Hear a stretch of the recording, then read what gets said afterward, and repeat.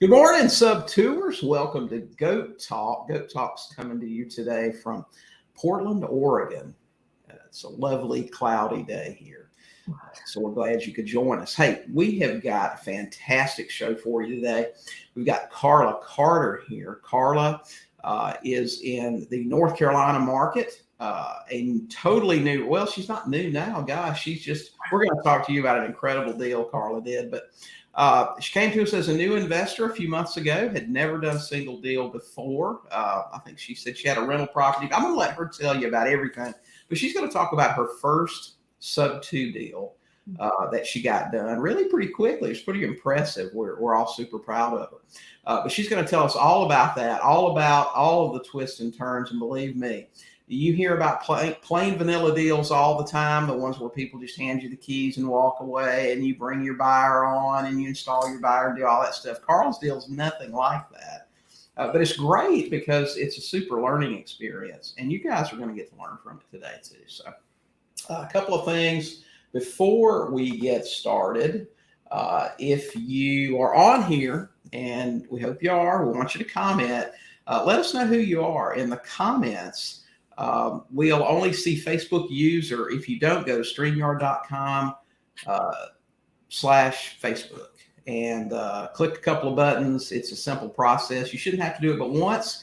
From now on, Facebook, StreamYard will know who you are, and they'll let us see your name when you comment so we can actually talk to you by name on there. And remember, we're here with Goat Talk every Thursday morning.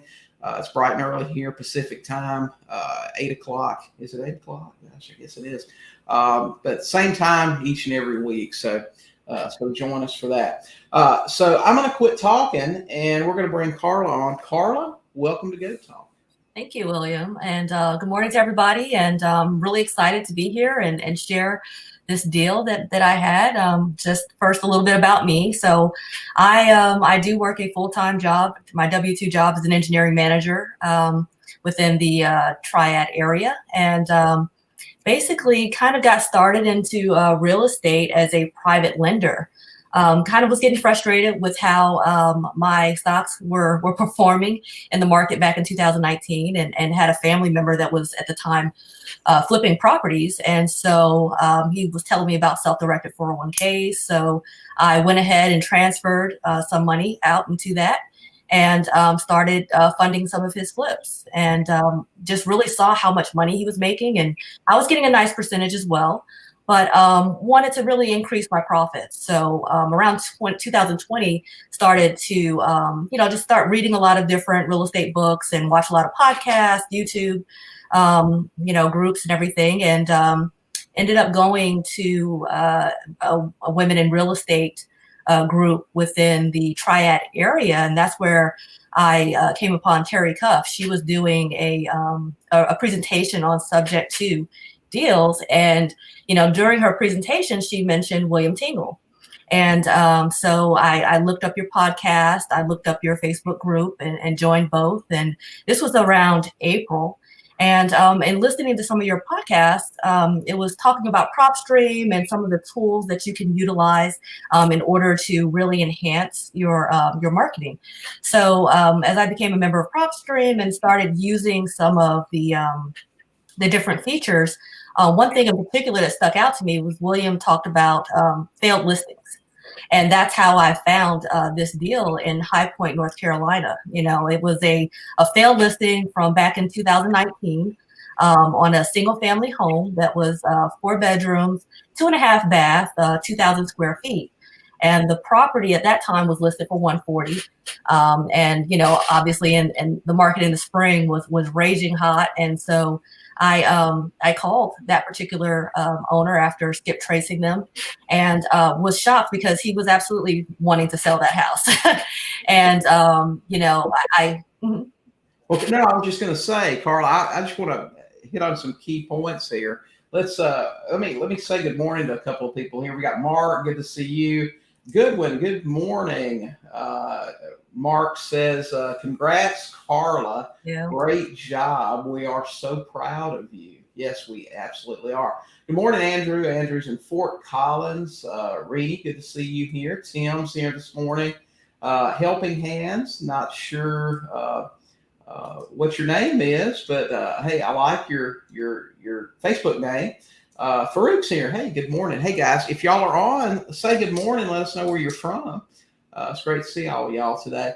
I just want to address some of the points. Like I said, you're telling us about your deal and everything, but a couple of things I do want to touch on. The first thing is Carla came into the group. She joined our coaching group, but she came in, and this is key, guys. Pick up on this.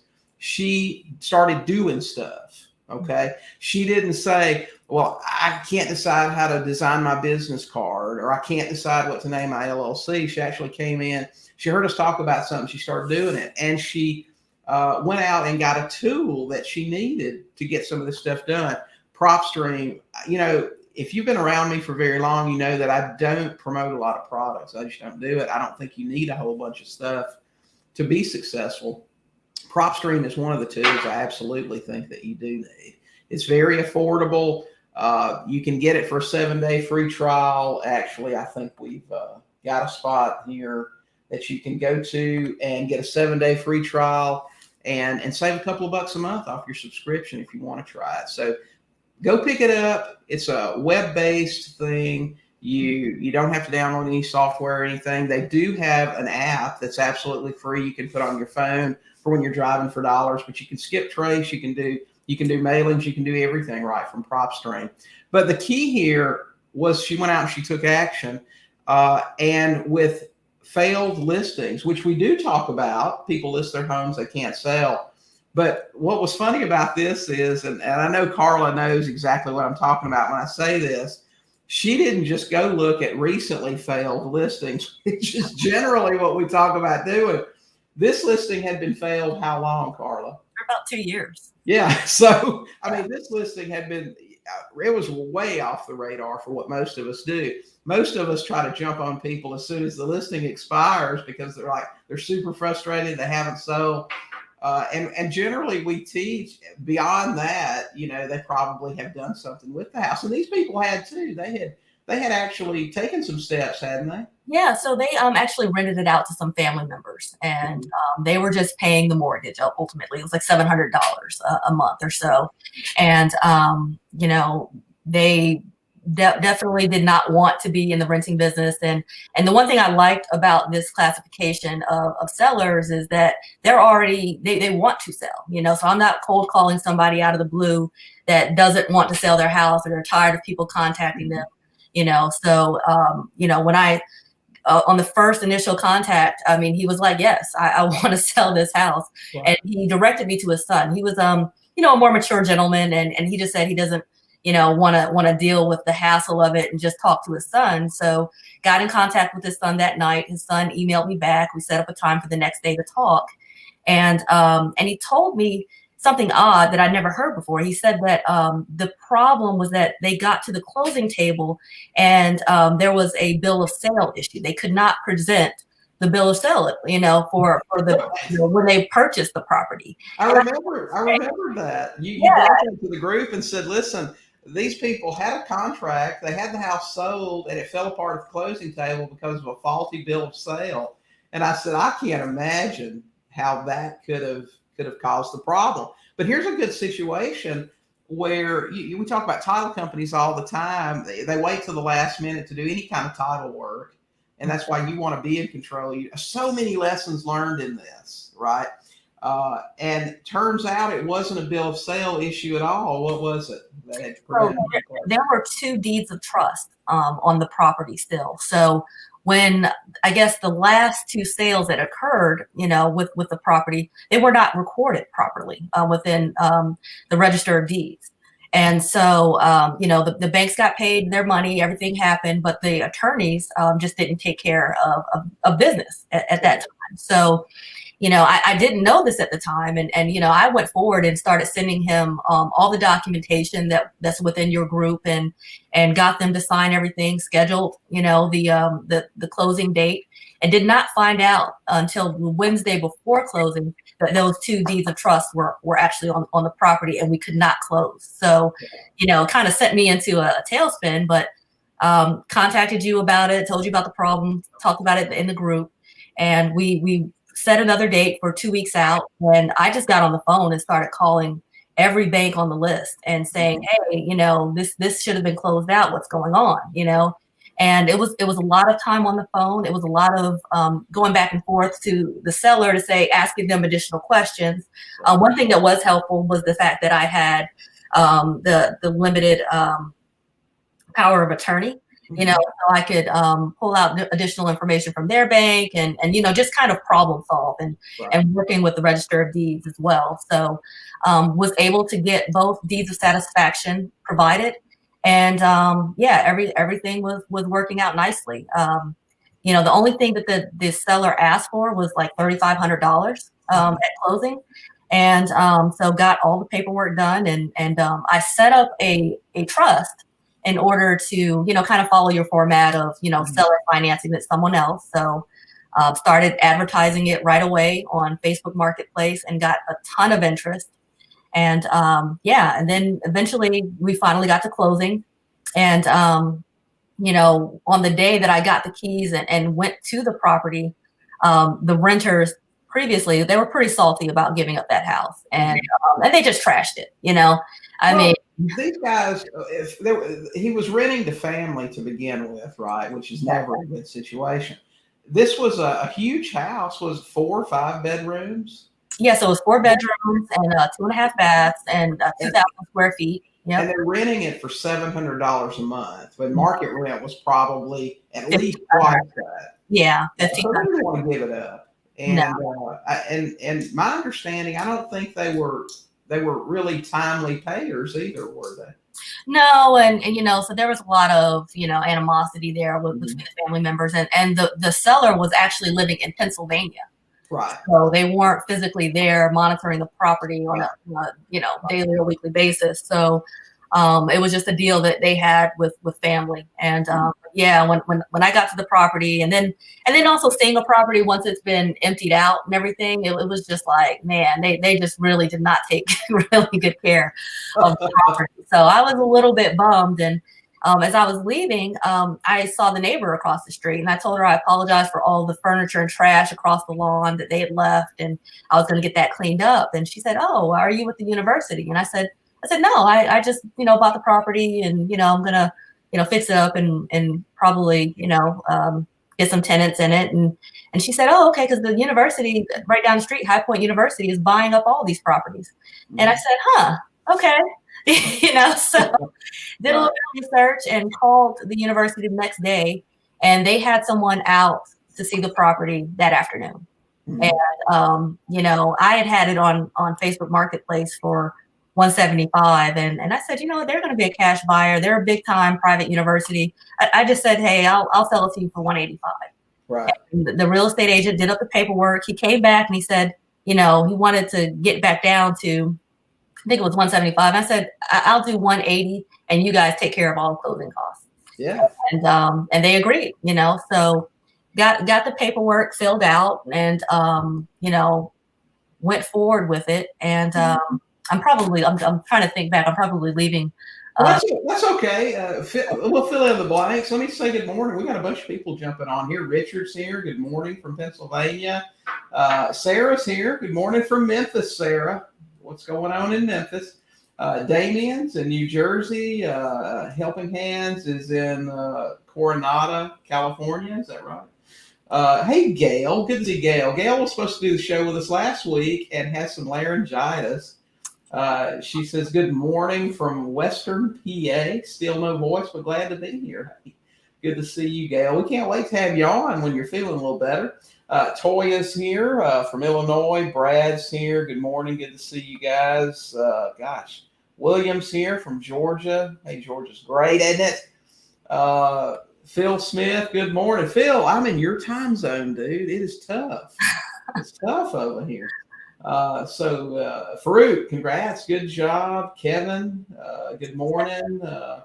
Got a bunch of people on here this morning. Good to see all of y'all. So if y'all have any questions for Carla, just let us know. Hey, Jordan. Jordan's in High Point, North Carolina. Oh, hey, Jordan. Yeah. Need to get together out there. Okay, Carlos is here too. Good morning. Okay, so think about this, guys. All these pieces. Carla came in, did a bunch of stuff. Well, not a bunch of stuff, but did some things wrong. Okay, she went after super old, expired. Well, it's a perfect example. Carla knows I love her, and we're super proud of her. But it's just a great example of how, if you're procrastinating because you think you can't do anything until you know everything, you're so wrong.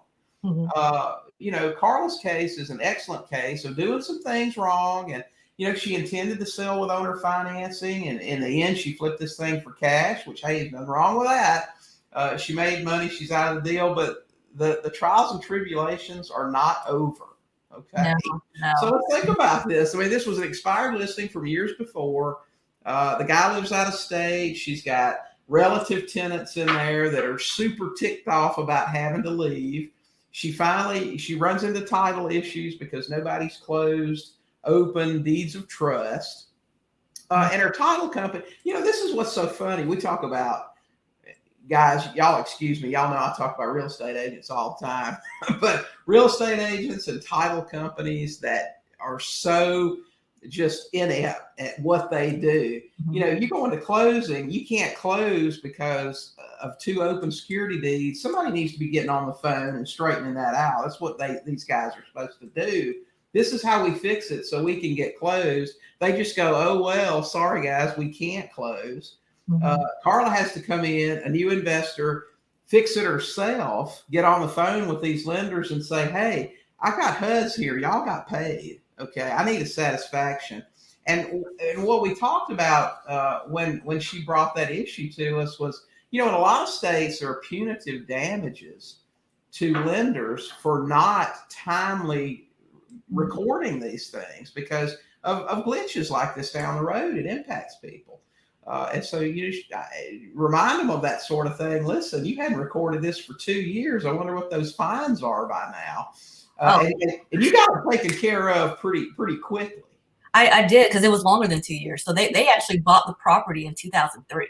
Right. Oh, wow. So it had been that long, sitting on not being recorded properly. So it was definitely a situation that, was unique and not ideal, but just keeping after it and continuing to ask questions and almost like pestering people, like I even had to like track down the previous owners and they were very gracious and helpful in that process as well. So just not being afraid to talk to people and just kind of getting out there is really helpful. Yeah. Well, I mean, that's where you get your payday. And this is where it comes into play. We say all the time, it's what that gets you paid.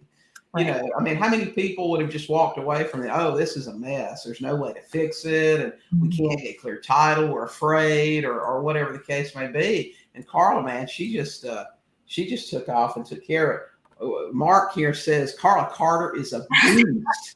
We love her. She does whatever it takes. And that's what it takes, guys. But remember, this is a new investor here, okay? This isn't a seasoned investor that's bought 150 properties. This is somebody new. And she did it exactly like she was supposed to do. She found somebody or a group of people that could help her.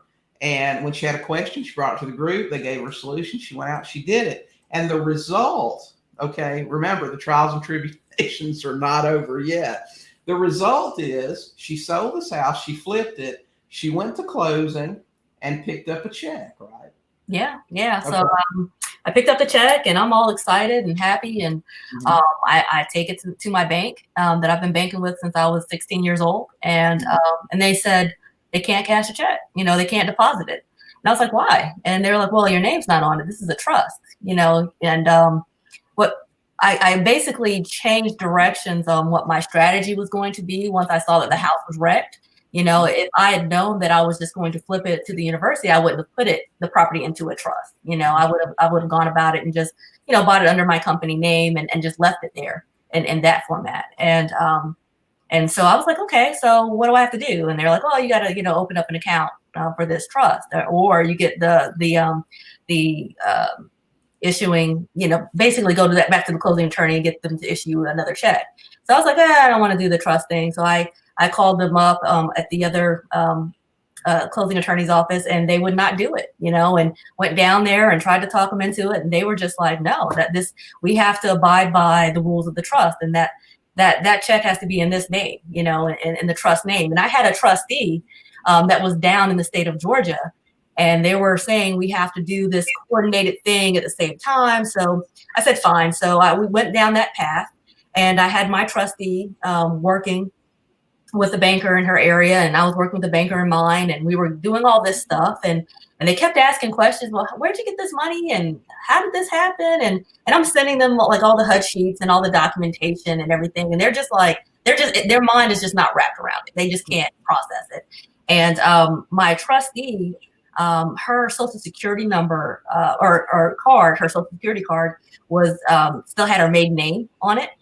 And so they would not move forward with opening the trust. So, they rejected everything, and they said they weren't interested in basically depositing the account in that format. So from there, I just went back to the issuing bank, the bank's name that's on the check, and said, hey, this is what I'm dealing with. Can you guys help me? And they were like, sure, have your attorney do an addendum to the certification. And so went and had my attorney do that. And then they came back with, no, you need to recertify the trust. That's really what we want you to do. And I'm like, okay, so went to get the attorney to do that. And then I had another person from their legal department contact me and say, no, actually, you'll need to recertify the trust with us. So, that's where I am right now, is like just filling out the paperwork to go through that process. And then also I had to terminate the trustee and just put myself as a trustee. And, it was very strange because I was already written down as 100% beneficiary of this trust. So I just couldn't get over the fact, like, why could they not, this check and move forward? Well, it's just crazy. We were talking about this morning. She closes this deal on the third floor of the bank that she has used since she's 16 years old. Yeah, and then, the closing attorney could have walked it down and just said, listen, and done a little bit of massaging there and got things taken care of. But everywhere she turned, there was a roadblock. And what it all comes down to is just controlling what's going on. And we were talking about that and the importance, and we talk about this all the time, of having your team members there, a title company or an attorney and a bank that knows what you do, they're okay with it, and they're not going to give you a hard time. So learning a lot of lessons with this thing. But ultimately, for all the trouble, okay, and the time and the things. So what are we looking at? What did we make on this deal? $38,000. Yeah. $38,000. Is it worth going through that? Absolutely. Absolutely it is, because here's the thing. She picked up a check for $38,000, and in addition to that, learned more real life stuff than you'll ever get in a seminar or course or anything else. I mean, it's just amazing. Hey, Joe, good to see you. Joe's here from Delaware. We've got Sandy from Porterville, California. Ashley Jackson says, Carla looks and sounds amazing. Yeah. Let's see. Corey said he had a closing last week, and we received $100,000 wire. We were supposed to get $9,000. Come to find out the previous mortgage was never recorded by the lender. You got to tell me more about that, Corey. So what's happening there? Is that they're bad, or what's happening? That you having to give the money back? I'm not sure you are. Let's see. We got a comment here from Damien. Damien said, funny, I just refied in a trust and lender gave me the check in my own name and not the trust name. I had the bank account for the trust anyway, so it would have not been an issue. Exactly, Damien. And that's the thing.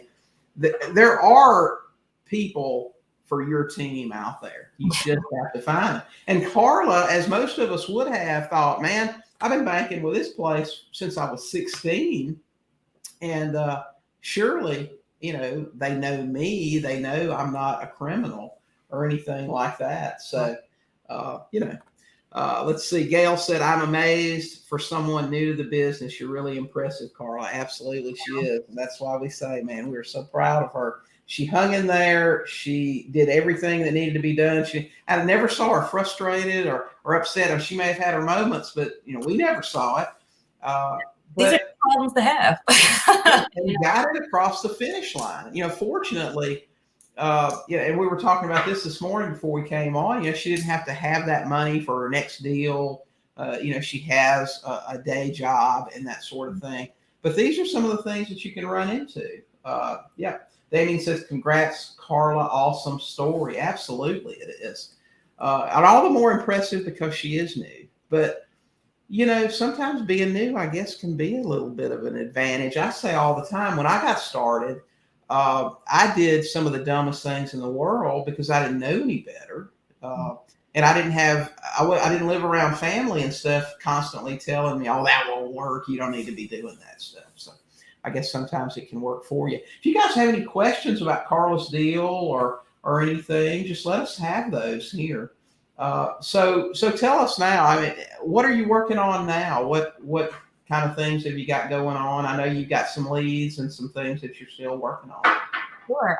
So I have one property where a gentleman is, he's gone through bankruptcy and, it got dismissed and he's actually at a point where he's probably, looking at losing his home and just have been helping him through that process and, just brought that situation to the group. And Kevin Strong gave me a lot of really good material to provide to him and see if we can kind of help him out, help him save his house. This is down in Hepzibah, Georgia.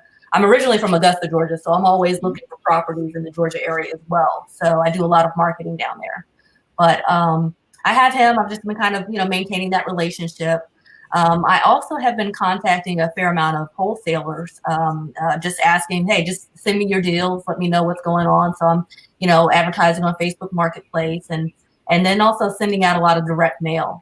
I have 2 properties in High Point right now that are complete renovation type projects. And I saw Pam Fisher's, podcast with you where she talked about, doing these types of deals where you buy a property for $15,000, $20,000, $30,000 and you, I think it's, what was it, 2-10-10, where you basically still finance it back out and for, 10 years and get the person to give you 10% down once you double the price to them. And so that's the format I'm using for those 2 properties. And so just constantly marketing and talking to sellers. So that's kind of what I do with my evenings and weekends at this point. Yeah, that's right. Yeah, you work your job in the daytime and build your business in the evening. I know exactly what you're talking about. Randy said, change banks if you have a good relationship with the local manager. My experience is that when you explain that you're 100% beneficiary, they'll let you, and my title company will actually issue the check to my beneficiary anyway. And that's the value of having that relationship with that bank. Okay. Yeah, absolutely. Let's see. Mark says, that was most impressive about Carla. Cool as a cucumber. That's right. Carla is cool. And let's see. Corey said the title company said they show no record of the mortgage. It's a deal we took Sub2 about a year ago, and we put some money into it. So we just wanted to refi and pull our cash back out. The title company's going to send the abstractor back to the courthouse to double check, but we're going to pay the mortgage off. It's really weird. Corey, I'll tell you a story sometime about a house that I got the mortgage satisfied on. It was a small house. It was, I don't remember, it was like a $35,000 or $40,000 mortgage, but the mortgage had been sold several times. It was held at that time by Bank of America. And we called them up and they said, we don't have a record of this mortgage. And I said, okay, we're trying to close this deal. If you don't have a record, will you send me a satisfaction? And they said, we're going to send it over to whatever department it was that did research. And if we don't have anything, we'll do that. And this was a while back. They actually faxed me a satisfaction award. So it happens. It happens. I'm telling you, man, these things fall through the cracks all the time. So that's great, man. $100,000 payday, man. It's outstanding. Awesome. So if you guys have any questions, let us have them. Carla, she's definitely a research expert on these things, and she can get some stuff done. So. And I also want to mention, like, I actually had a lesson learned through the process. So, since we had to reschedule the closing date, one thing that you want to make sure that you do is continue to check on the current mortgage of the property. Mm-hmm. So the seller actually stopped paying the mortgage, and, which we had talked about that, prior to going into the contract, say, hey, you got to maintain your mortgage and everything, and we should be good. But yeah, they skipped like 2 months worth of payments. And I did not find out about that until we got to the closing table and, saw the, I guess, no, it was before the closing table. It was like when they sent out some of the financials for the HUD sheet prior to, once you're getting all the documentation signed. And the numbers weren't working out. And, I was like, hey, well, I called them back.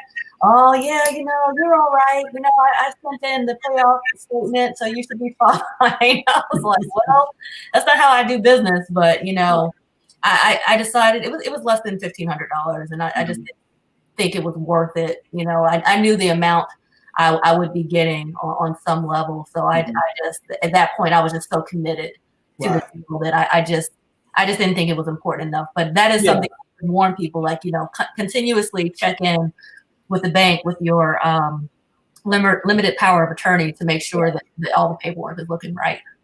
Yeah, so you didn't deduct that from their proceeds or anything. It wasn't worth the deal falling apart over $1,500. No, it wasn't. Yeah, and another thing, and you mentioned this earlier, and it's an important thing to remember. If your plans change, always remember you can go back and amend your contract or change things. If you're, and I know you are, Carla, if you use our contract, you can always assign your contract, do whatever.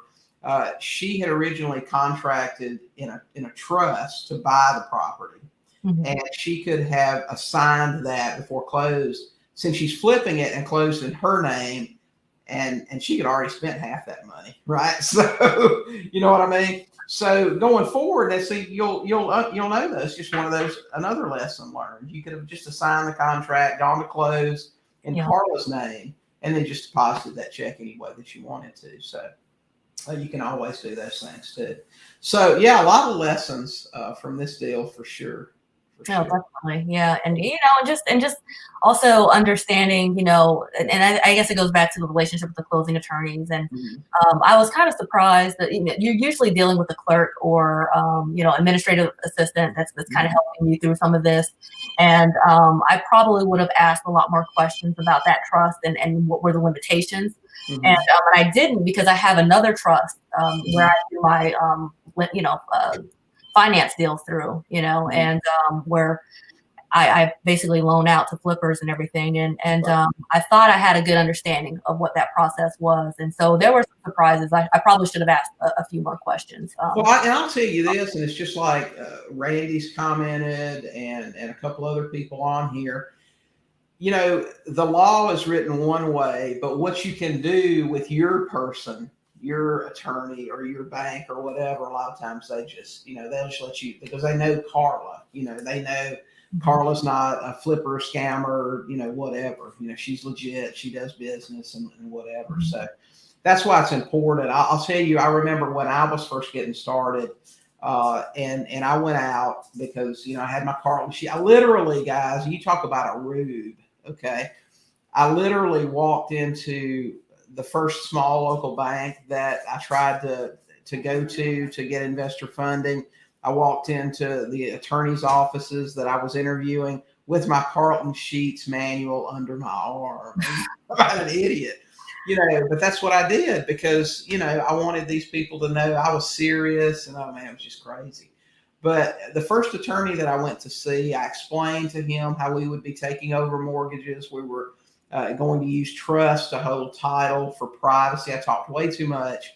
And he actually listened to me. And I had an in with this guy. He had closed our personal residence when we had moved to Georgia. But he listened to me and he said, he said, William, I had to go to college and law school and spend a lot of money and a lot of time getting my law degree. And I don't think I want to jeopardize my license doing any of this shady stuff. Okay. But then a couple of attorneys later, I sat down with the guy that eventually became my closing attorney in Georgia for 12 years. And everything that I threw to him, he said, I don't see why we can't do it. Let's do it and see what happens. and that was my guy. Absolutely. So you'll know when you meet your person. They're not going to look at you like you have three heads or anything. They're going to. I always recommend trying to, even in the title company state, get an attorney. The older, the better. If they're solid gray, if they got a big bushy mustache that's orange from cigarette smoke and nicotine and stuff, they're the best because they've been around for a really long time and they've seen everything. They're not afraid of anything. Hey, we got Ben on here. Ben says, sorry I'm late. No worries, man. We're just glad you're here. Morning from Kentucky. So it's great to see you here. So what do you think going forward, Carla? What are your plans? I mean, I know right now you're putting out a lot of marketing. You're talking to a lot of sellers, that sort of thing. Do you have sort of a plan of what you want to pursue, the kind of deals you want to do in particular? I still want to stick with subject to and creative finance types of deals where there's not a whole lot of money into the property initially, and we like that format. I'm just kind of at a point where I don't want to risk a lot of my retirement money and some of my savings in that regard. So if I can find these easy deals where it's a $15,000 investment and I can sell or finance that out to someone, or if I'm able to take over someone's mortgage in the subject to deal, I'm all over that. So I'm constantly putting out to wholesalers and other folks that, hey, this is the format that I really like. And, I'm looking really to get those 12 to 24 homes under my belt and basically retire from there.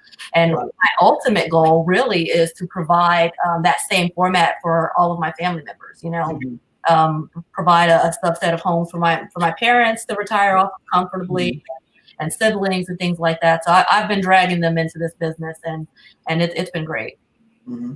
Hey, Anthony. Anthony says, good morning. Good to see you here. Got a Facebook user. Fantastic plan. I love your drive. I know, man. She's just so impressive. She just comes in and gets stuff done. And that's what you got to do, especially when you're getting started, just whatever it takes to get the deal done. So you're in the North Carolina market. Are you planning on staying in your general area, or are you looking all over the country? I'm looking primarily in the Southeast. So I like Georgia, North Carolina, obviously, South Carolina, Florida, so anything along those lines. I'm just now kind of looking at some deals in Alabama and I'm okay with the Midwest, but, just kind of the markets that aren't as expensive as like, California or New York or something like that. So, I'm constantly putting out marketing material, and trying to drive everybody to my website, ACC. Basically accarterllc.net, so if you bring me your deals, you can always reach me on Facebook. I'm always interested in hearing about things and hopefully, converting those deals. Right. Well, I know North Carolina's lousy with wholesalers, isn't it? So, I mean, you got to have a big crowd up there. I know. Man, it's a lot for sure. Yeah, it's a hot market up there. I know you mentioned Pam earlier. She's there. We got a couple of comments. Facebook user, buying houses Sub2 for my family has been the absolute greatest reward. I agree. Can you imagine that to set somebody up? We talk about a plan a lot called 12 Houses to Freedom. And, that's really something I put together about 10 years ago. My first 12 years as an investor, I was a transaction engineer. I did a lot of marketing, and then whatever came in was either just pigeonholed. So this is a rehab, this is a wholesale deal, this is Sub2, lease option. And we just made something out of whatever came in. And when I restructured my business a little over 10 years ago, I just crossed off all the things I didn't like and took the things that I did like and said, this is all I'm going to do now. And that was buying subject to, selling with seller financing. And a lot of people are under the impression you have to be hustling like crazy and buy 10 whatever houses a month to be successful as a real estate investor. But the truth is you can buy one house a month and look up 36 months from now and be generating an income of over $500,000 a year. And that's in a median priced market. Now you get in expensive markets, California, New York, and Colorado, some other places, you'll be making a lot more money than that. One house a month. There's nobody that can't do that. It doesn't matter if you have a job or whatever, you can buy one house a month. If you focus on a couple of different avenues of marketing and you just stay the course, you can absolutely do it. So we did a podcast on it. It's called 12 Houses to Freedom. And we've done a couple of things. I don't think we've put out a podcast, the math behind the numbers.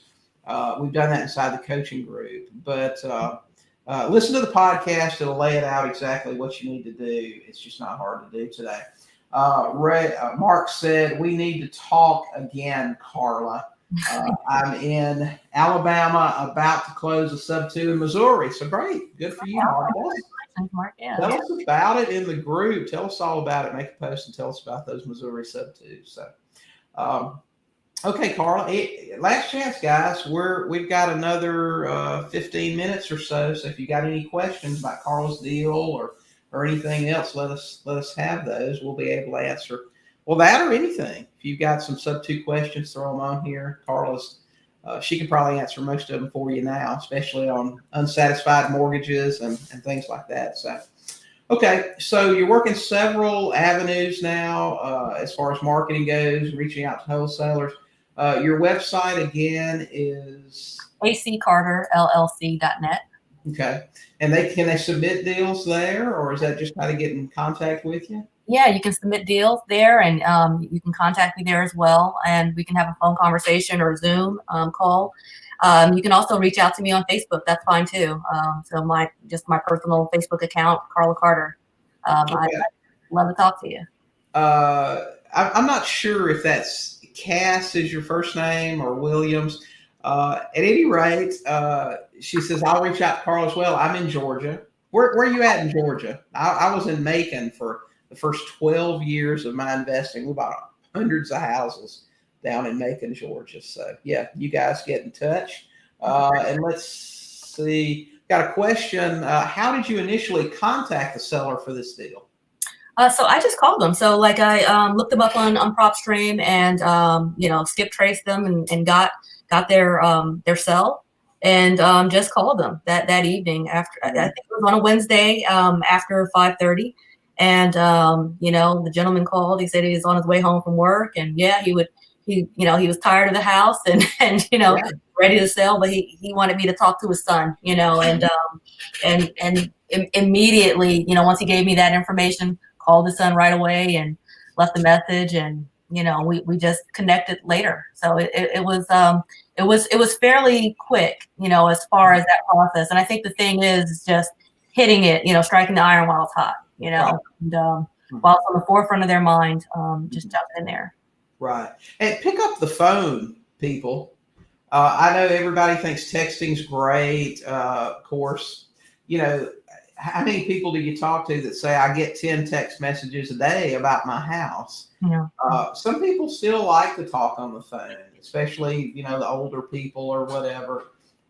They don't like texting. They don't know how to text, whatever the case may be. Don't be afraid to give them a call. I know Carla is on our cold calling ninja calls a good bit. So I know she's picking up the phone and calling people. And even if you're afraid, listen, it's not that big a deal. I mean, and trust me, I can tell people one thing, but tell me, Carla, you've called, let's say you call 100 people this week. Mm-hmm. How many of those 100 are going to be really nasty with you?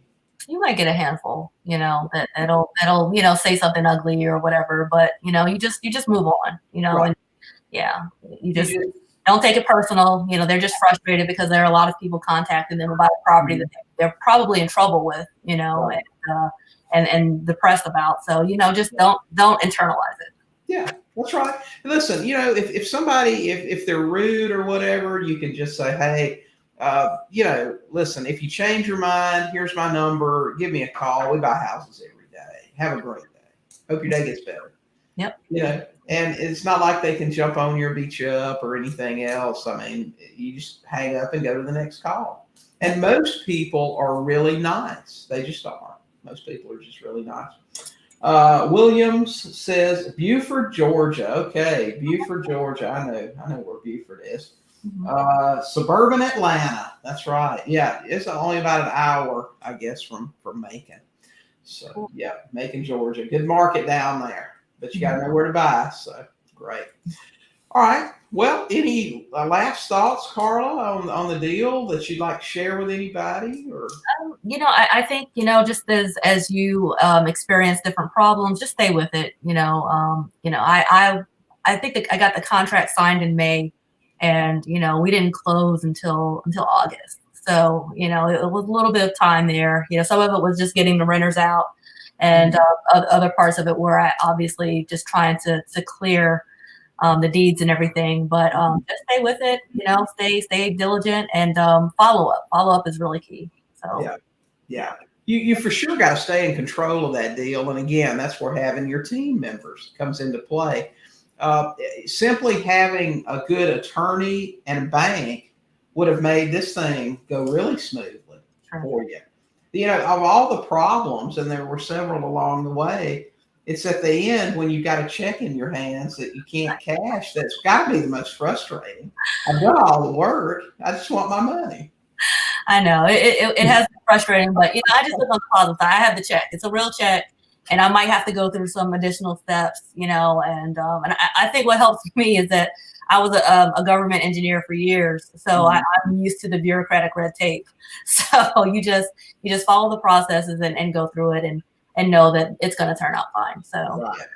Yeah, Mark's here. He says he's talking about cold calling. He says older people are often lonely and hard to get back off the phone. I agree. You'll get some people on there that'll talk to you for 30 or 45 minutes or longer. Yeah, it's for sure. He said most people are very nice. The bad ones are only about 1%. I would agree. I've been cold calling people for years. As a matter of fact, that's how I bought my first couple of houses, was actually calling FSBOs in the newspaper. People that were paying for an ad, they're the absolute worst. They pay for an ad. They're too cheap to pay a real estate agent. They want top dollar for their house. But that's how I bought my first two. And honestly, in cold calling, I probably don't have 1% that are really ugly. Texting is where you'll get the people that will just tear you up. It's just so much easier to do that. Let's see. Are there new texting laws now? Actually, I think that there are that went into effect September 30th. We're doing one-off and small amounts of texting that don't really fall under most of those guidelines. So I don't even worry about that stuff too much anymore. But I think there are some new laws.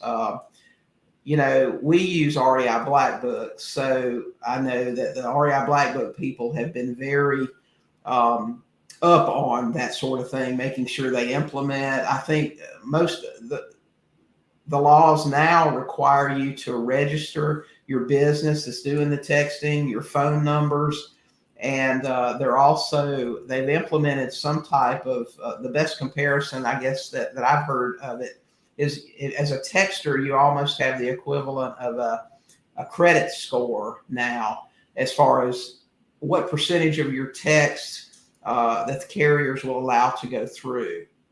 Or maybe not the carriers, maybe your platform that you're using.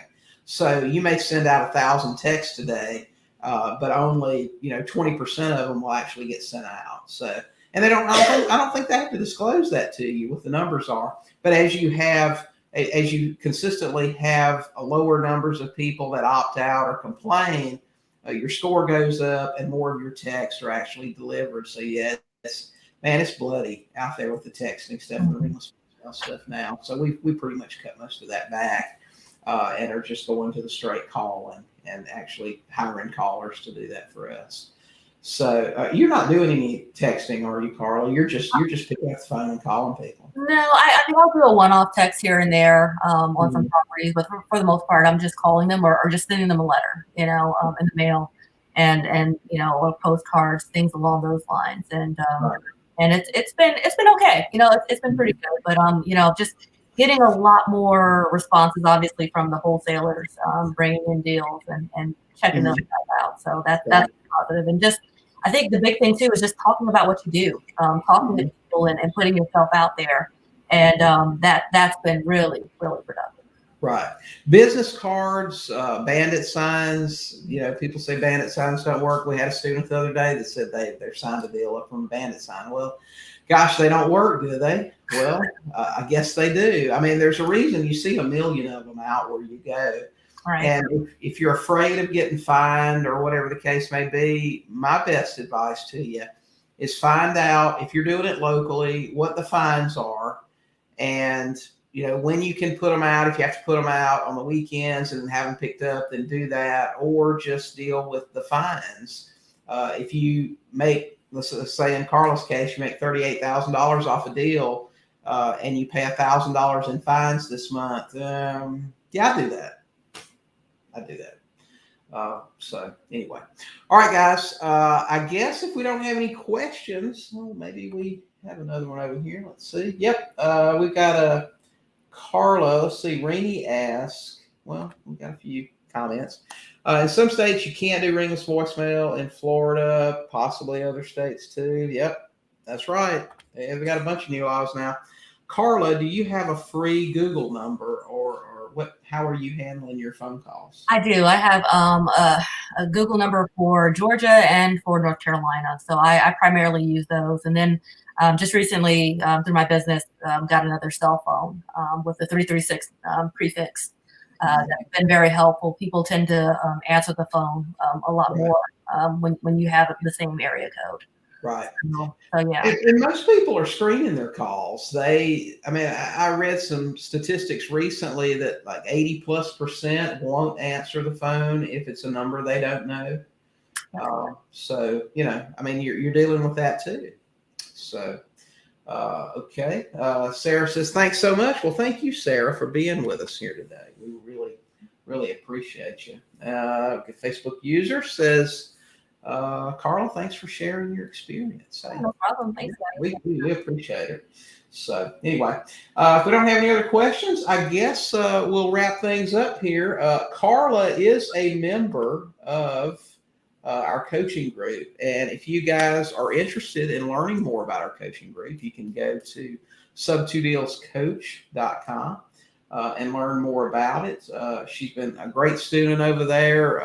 It was a pleasure going through her deal with her and get that thing worked out. We're super happy for her. So we'd love to talk to any of you guys who are interested about joining us in the group. So that's it. We'll be back next Thursday. We appreciate Carla for being here. Congrats so much on your deal. Thank you. If you're a wholesaler or somebody that's got Sub2 deals that they're looking to get rid of or what have you, go to Carla's website, accarterllc.net. She's a serious buyer in North Carolina, and she's looking for some deals. We got another question? Okay. Let's see. Facebook user says, what's been your best list to find Sub2 deals? I got in late in case you mentioned it. What is, well, so far it's been failed listings, and I do get more responses from out of town owners of vacant properties. So those three areas are very productive. Right, and you're using PropStream to pull your list. That is correct. Yes. Yeah. PropStream, guys. PropStream. I talk about it all the time. It is a great program. Where else can you get 10,000 leads for less than a penny a piece? And just on the basic plan there, you get 10,000 leads. Yep. My producer over here. You get 10,000 leads, $97 a month. Give it a try. 7 days for free. If you don't like it, just cancel it. It won't cost you anything. You don't have to download any software. It's a web-based program, super simple to use. Plenty of videos out there showing you how to do it. So get that. Carla went out and got her first deal. So it's a great program. We love it. We use it every day. I can't imagine not having it. So, all right, guys. Carla, again, great to have you here. Congrats on your deal. We'll see you in the group. You guys have a fantastic day. Get out there, talk to some sellers, and buy some houses. Okay. We'll see y'all next week.